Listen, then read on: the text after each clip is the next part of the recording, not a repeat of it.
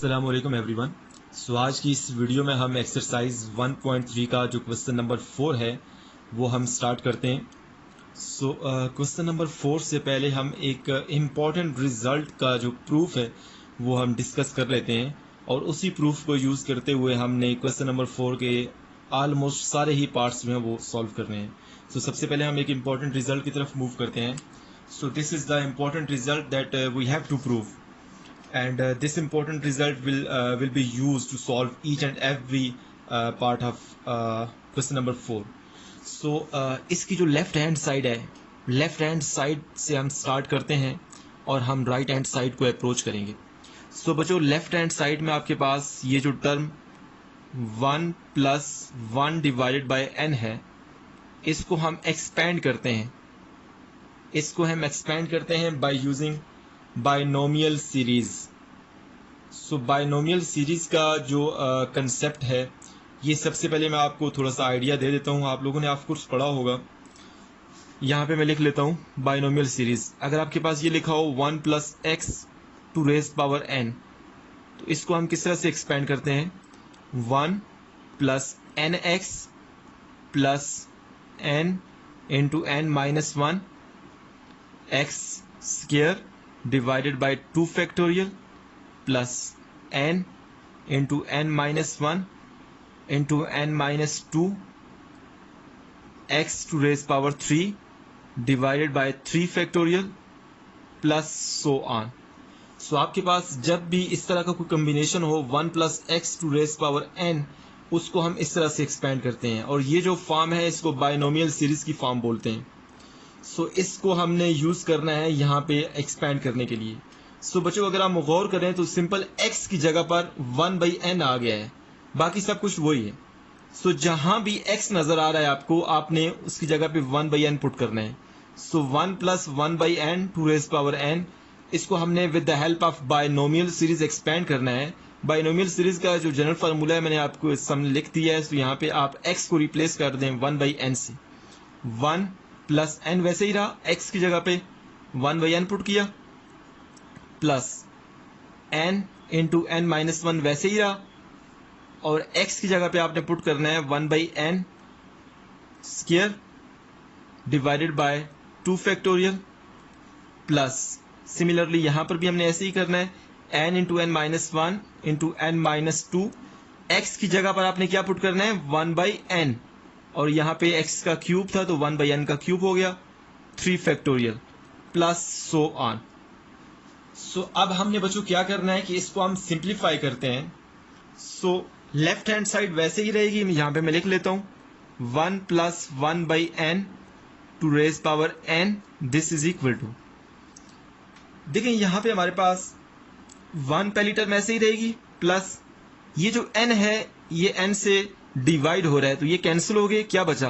1 plus यहां पर सबसे पहले मैं इसको सिंप्लीफाई कर लेता हूं और नेक्स्ट स्टेप में जाके कैंसिलेशन करूंगा। n इंटू n - 1 इंटू, देखिए 1 का स्क्वायर 1 ही होता है और n का स्क्वायर n स्क्वायर हो जाएगा, डिवाइडेड बाय 2 फैक्टोरियल, प्लस यहां पर हमने बाकी सारी टर्म्स वही लिखनी है। यहाँ पे 1/n का हमने क्यूब ओपन करना है तो n इंटू n - 1 वैसे ही रहेगा, इंटू n - 2 ऐसे ही रहेगा। 1 का क्यूब 1 ही होता है और n का क्यूब n क्यूब हो जाएगा, divided by 3 factorial plus so on. So बच्चों, अब मैं राइट हैंड साइड को मजीद सिंप्लीफाई करता हूं, देखिएगा जरा। 1 + 1/n ऐसे ही रहेगा, रेज़ पावर n, 1 + 1 2 हो गया, प्लस अब मैं यहाँ पे कैंसिलेशन करता हूँ। देखें ये आपके पास जो n है ये स्क्वायर से कैंसिल हो जाएगा, क्या बचा? n - 1 इंटू 1/n बच जाएगा, क्योंकि वो जो पावर 2 है वो इस n से कैंसिल हो गई है, डिवाइडेड बाय 2 फैक्टोरियल, प्लस यहाँ पर भी हमारे पास देखिए कैंसिलेशन हो रही है, n क्यूब से कैंसिल होकर n स्क्वायर बच जाएगा। सो इन दोनों को मैं मल्टीप्लाई कर लेता हूँ। सो इनको मैं मल्टीप्लाई करूंगा तो क्या आएगा? n square - 2n - n plus 2 और into 1/n square divided by 3 factorial plus so on. I hope so आपको यहाँ तक समझ आ गई है। सो बच्चों अब मैं क्या करता हूँ कि ये जो 1/n है इसको इन दोनों टर्म्स से मल्टीप्लाई करता हूँ। सिमिलरली ये जो 1/n स्क्वायर है इसको इन दोनों टर्म्स से मल्टीप्लाई करता हूँ। सो मल्टीप्लीकेशन के बाद देखते हैं क्या आता है। लेफ्ट हैंड साइड वैसे ही रहेगी 1 plus 1 over n to raise power n, this is equal to 2 plus 1/n को मल्टीप्लाई करें। जब n से मल्टीप्लाई होगा तो n कैंसिल हो जाएगा तो 1 बच जाएगा, माइनस 1/n 1 से मल्टीप्लाई होके 1/n बच जाएगा, divided by 2 factorial plus 1/n square, सबसे पहले n स्क्वायर से मल्टीप्लाई होके 1 बन जाएगा क्योंकि n स्क्वायर से कैंसिल हो जाएगा, minus 2n multiply 1/n square, तो n से कैंसिल तो 2 डिवाइडेड बाय n बच गया, minus n multiply 1/n square, आपके पास 1/n बच गया, plus 2 multiply 1/n square, 2 divided by n square बच गया, और divided by 3 factorial plus so on. So बच्चों अब हमने क्या करना है कि देखिए हमारे पास जो लेफ्ट हैंड साइड है, वो क्या है, limit n approaches to infinity 1 plus 1/n whole power n। So हमारे पास ये वाली टर्म तो है लेकिन यहाँ पे लिमिट नहीं है। सो हमने क्या करना है कि इस लास्ट वाले स्टेप पर लिमिट अप्लाई करनी है। लेफ्ट हैंड साइड पर भी लिमिट अप्लाई करनी है और राइट हैंड साइड पर भी लिमिट अप्लाई करनी है। सो सबसे पहले मैं ये वाला स्टेप नेक्स्ट पेज पे लिख लेता हूं। लेफ्ट हैंड साइड क्या है हमारे पास, 1 plus 1 divided by n to raise power n, this is equal to 2 plus 1 minus 1/n divided by 2 factorial plus, so इसको हम वेरीफाई कर लेते हैं एक दफा, 1 minus 1/n over 2 factorial, okay, plus so 1 minus 2/n minus 1/n plus 2/n square divided by 3 factorial plus so on. So मैं इसको check कर लेता हूं, आया ये सही लिखा है हमने, यस इट्स ओके। अब हम क्या करते हैं कि दोनों साइड पे लिमिट्स को अप्लाई करते हैं। तो जब मैं दोनों साइड पे लिमिट को अप्लाई करूंगा तो देखिएगा क्या होता है जरा।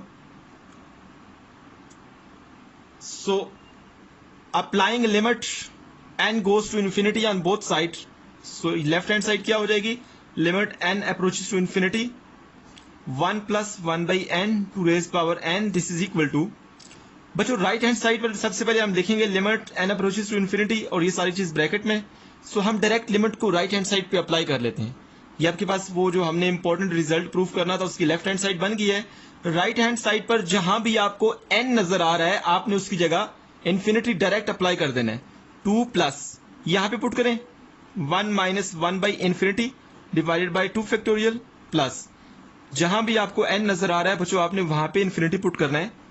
सो plus 2 over infinity square divided by 3 factorial plus so on. So बच्चों अब जरा जो राइट हैंड साइड है उसको हम ऑब्जर्व करते हैं। देखें जब भी इंफिनिटी डिनोमिनेटर में होता है तो आपके पास देखिए 1 ओवर इंफिनिटी जो है ये 0 हो जाएगा।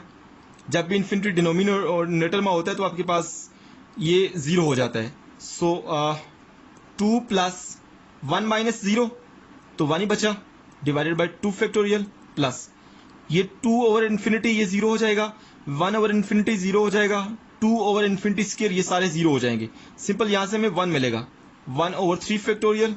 सो आपके पास जो बिहेवियर आ रहा है वो क्या है, 1 over 2 factorial plus 1 over 3 factorial.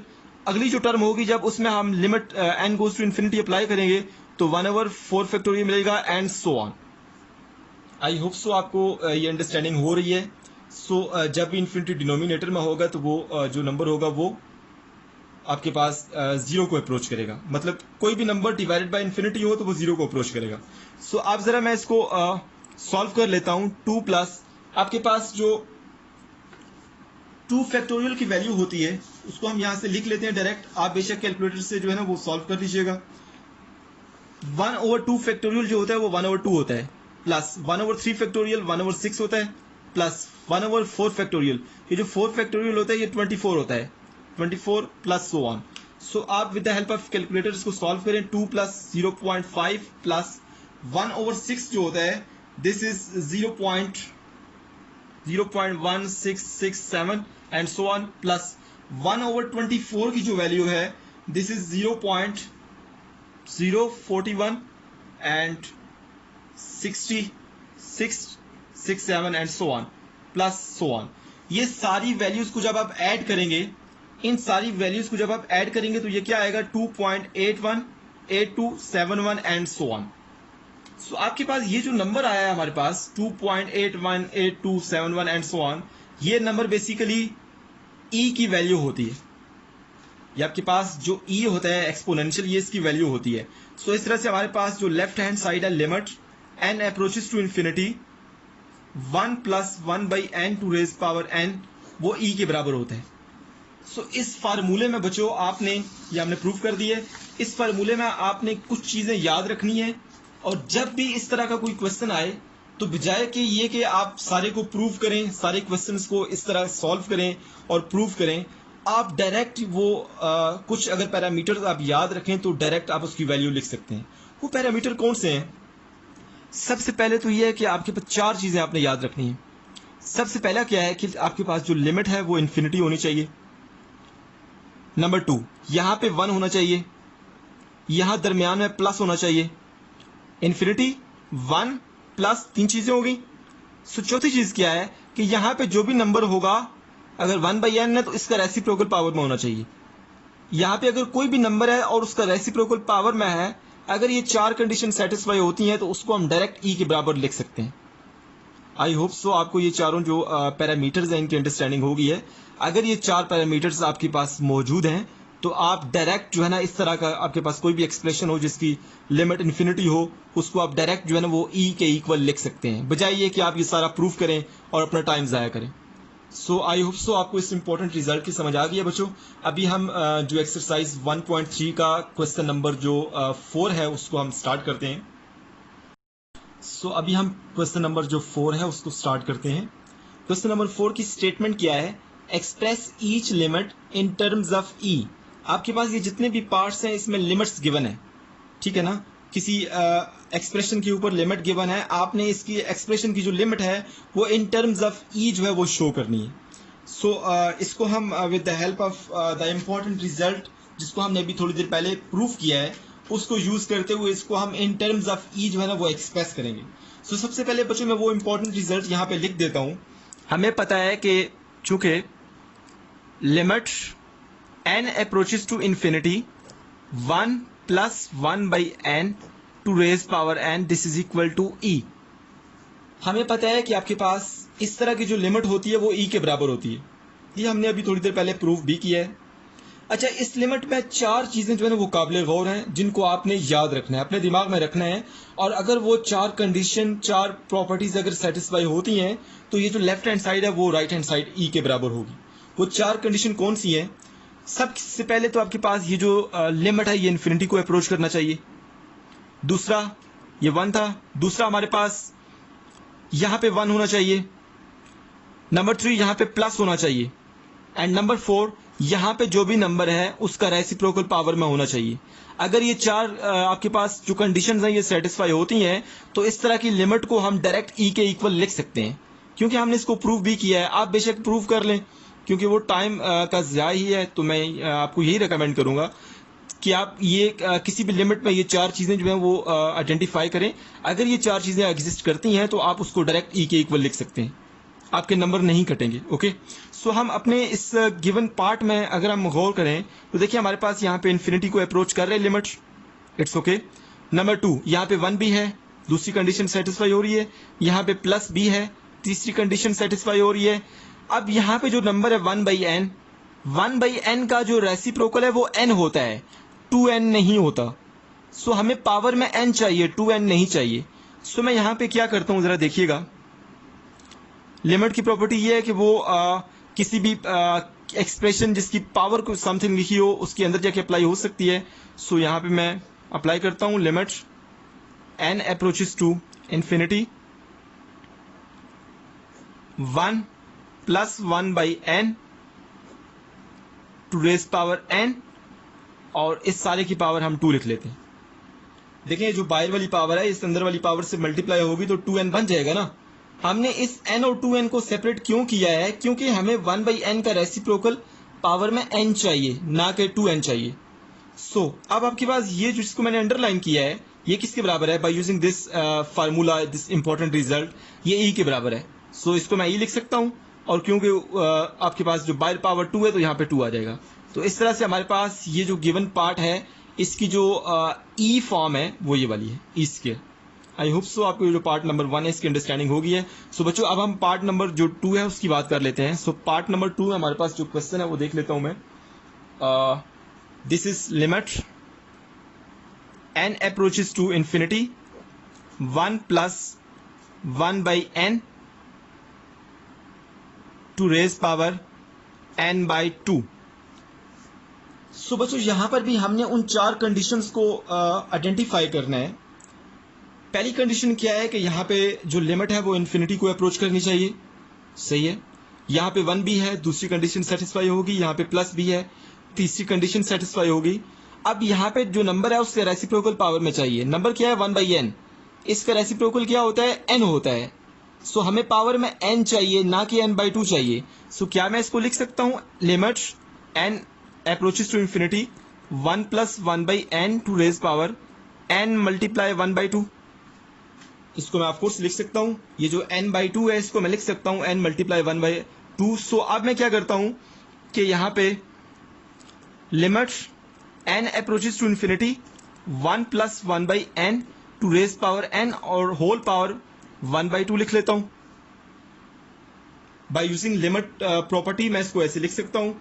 अब आपके पास ये जो जिसको मैंने अंडरलाइन किया है ये आपके पास जो लिमिट है ये e के बराबर होती है, क्योंकि इसमें वो चारों कंडीशन सेटिस्फाई होती हैं।